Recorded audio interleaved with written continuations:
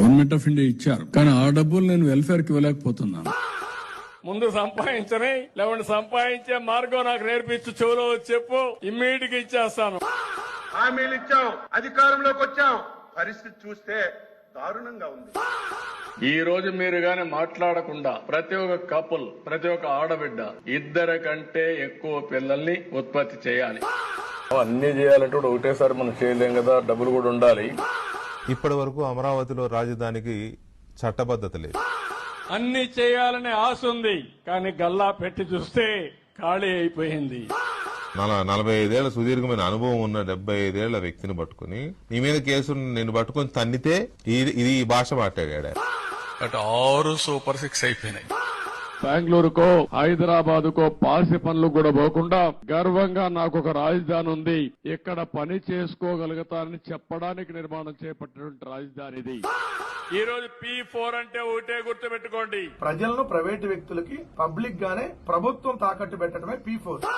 అన్ని చేసాం, ఒక్కటే మిగిలిపోతుంది, ఆడవాళ్ళకి నెలకి 1500. అది చెయ్యాలంటే ఆంధ్రాని అమ్మాలి, ఇంకా ఆలోచన చేస్తుంది. మైక్రోసాఫ్ట్ కంపెనీ తీసుకొచ్చాను, అందులో పనిచేసే నాదెళ్ల సత్య మైక్రోసాఫ్ట్ సీఈఓగా ఎంపికయ్యాడంటే అది మనం చూపించిన చొరవని మీ అందరికి విజ్ఞప్తి చేస్తున్నా.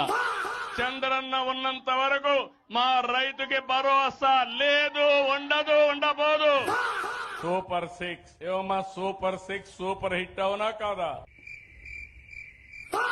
ఎన్ని పశువులున్నాయో ఒకసారి చూసుకొని పశువులకు ఒక హాస్టల్ పెడతాం.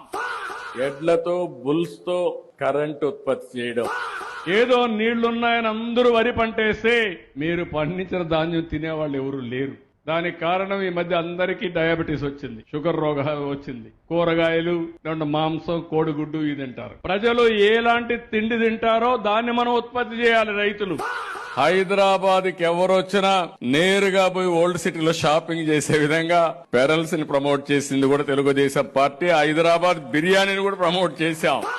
అసెంబ్లీలో నాకు ఇప్పుడు కూడా జ్ఞాపకం, అసెంబ్లీ మొత్తం డెకరేట్ చేశా ఈ కండములు పెట్టి.